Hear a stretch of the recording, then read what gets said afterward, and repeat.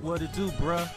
Talk of the town, Nintendo, Doc Trey, still holding it down, still make the best games, and you know this, bro. It's the truth. If you don't like it, you can have that seat though. Alright, so it's time to discuss Mario Kart World's pricing. So this has been a big back and forth between all Nintendo fans and even non-Nintendo fans regarding whether this price is worth it or not. And for the most part, people tend to agree that this $80 price point is way too high. And the biggest sticker shot coming from the fact that we pretty much went the entire Switch generation with all the games except pretty much 2 games being over $60. One of those being Zelda Tears of the Kingdom for $70, and then also Mortal Kombat 1 on the Switch that was also $70. Now, I am not a fan of high-priced games. Okay,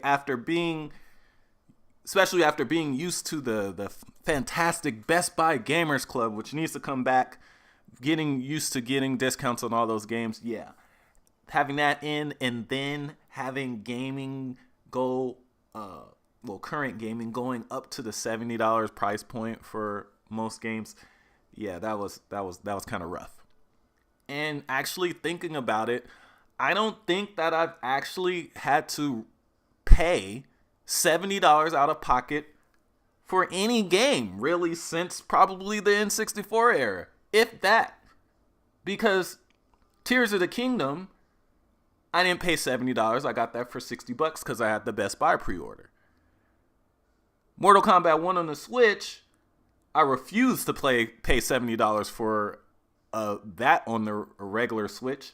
And I found a discount with CVC or whoever and ended up getting that for about $50. Same with the PS5 version. Didn't pay $70 for that either. So I haven't paid $70 for a game in like a couple decades, right? If that. So yeah, not a fan really of the $70 games. However, I do know that, or did know that the Switch 2 games would hit that $70 price point. So I'm prepared to pay $70 for these games. Especially considering most of these Nintendo games, while they will probably go on sale here and there, for the most part, they're going to be $70 for a long time. Which also brings me to the point of this video. So, Mario Kart 8, physically, anyway, will be $80. Now, there's a bundle, limited time bundle, where if you buy the Switch 2, you technically get the digital version of Mario Kart World for $50. But it's a digital copy, right? You guys know that I am a fan of physical media, so you know I want the cart.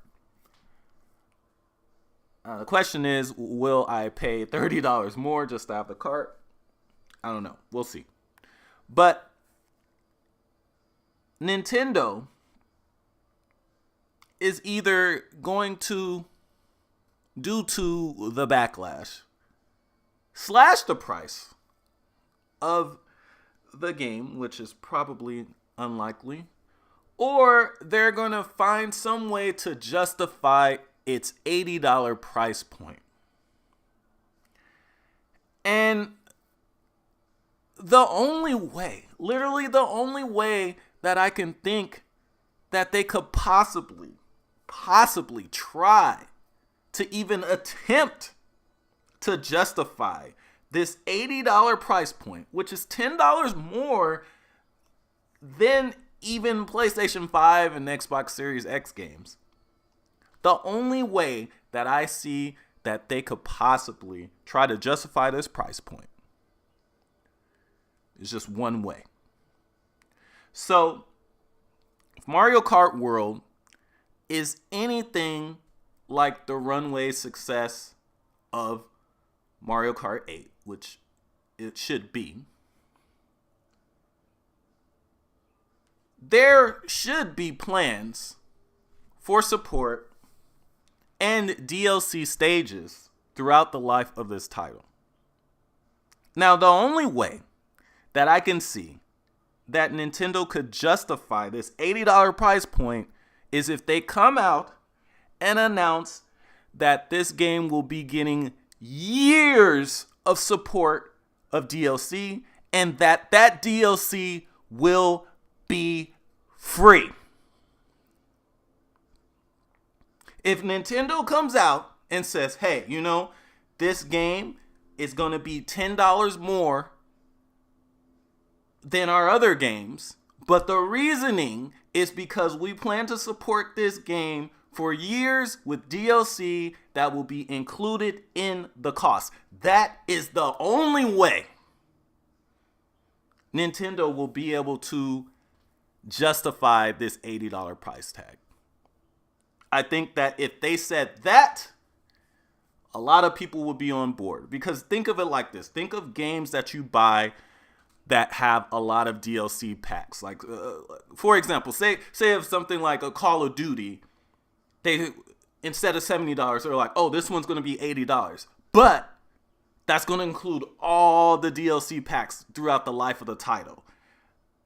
That would hit a little bit different. So if I were at Nintendo, that is something that I would suggest, because that's the only way that they can flip this around to where it actually looks like a good thing. Because they're gonna have DLC. They're not gonna. Trust me, this game is gonna have DLC. But if they are already getting negative reactions to the $80 price point, and then they try to drop paid DLC too, oh my gosh.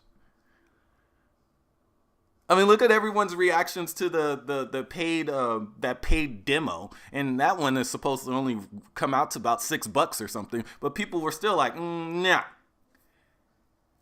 If people are already complaining about the price of your base game, announcing paid DLC is not a good idea. But if they flip it around and like, oh, this one's $80 because we plan to make a whole bunch of DLC content for this game over years, and that is included in the price, and maybe Nintendo has something there. But that's the only way I see them getting out of this PR nightmare. Let me know what you guys think in the comments section.